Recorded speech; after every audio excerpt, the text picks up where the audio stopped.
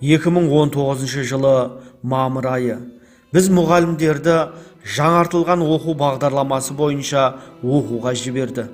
Оқуға Сарыағаш ауданына қарасты мектептерден тек қазақ тілі мен әдебиет пәнінің мұғалімдері қатысты. Ал біз мұғалімдерді оқыту үшін өрлеу біліктілікті арттыру ұлттық орталығынан Фатима Керімбекова кіріп келді. Бірден таныдым. Қаныған себебім 2015 жылы 2 апталық курсына қатысып, өз қолынан сертификат алғаным бар еді. Сонымен сабақ басталды. Білім енемен құдық қазғандай деп, мен үшін мұғалімдерді оқыту оңай шаруа емес, яғни ұстаздарға ұстаздық ету қиынның қиындай көрінеді. Бірақ ол қиындық Фатима апайдан байқалмайды.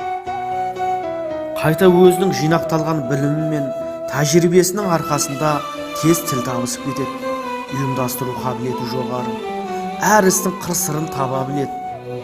Осы жаңартылған бағдарламаның санасына сіңірген маман екені көрініп-ақ тұр. Сабақ барысындағы өз ойын анық жеткізуі мен түсіндіру қабілеті зор. Бұл нағыз шеберлік емес пе? Сабақты түсіндіру барысындағы әсерлі үнмен асықпай мәнерлеп сөйлеген сөзінен тұжырымды ойдың ыстық лебі есіп тұрғандай. Сөзінің нұры, сөзінің сыры бар, ақылға қозғау салып, мағыналы мазмұнды түйінді ой салып отырады.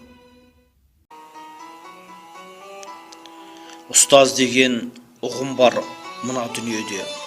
Ілмейтінді ілдіретін, білмейтінді білдіретін, санаға ақыл ұялататын, арманды алданын қиялататын, өмірді оға себеп болатын, тіршілікке кіруге көмек болатын, әр кезде аялайтын, білімді аямайтын, бықсытпайтын, жандыратын, тұлғалық табиғатын мәңгілік қалдыратын, ел ертеңі болып табылатын, ұландардың бойына білім мен өнерді дарытатын, адамгершілік пен адамдықты танытатын, туралық пен шыншылдықты үйрететін, рухани байлық пен ұлттың қасиеттерін санасына сіңіретін ұлағатты ұстаздар.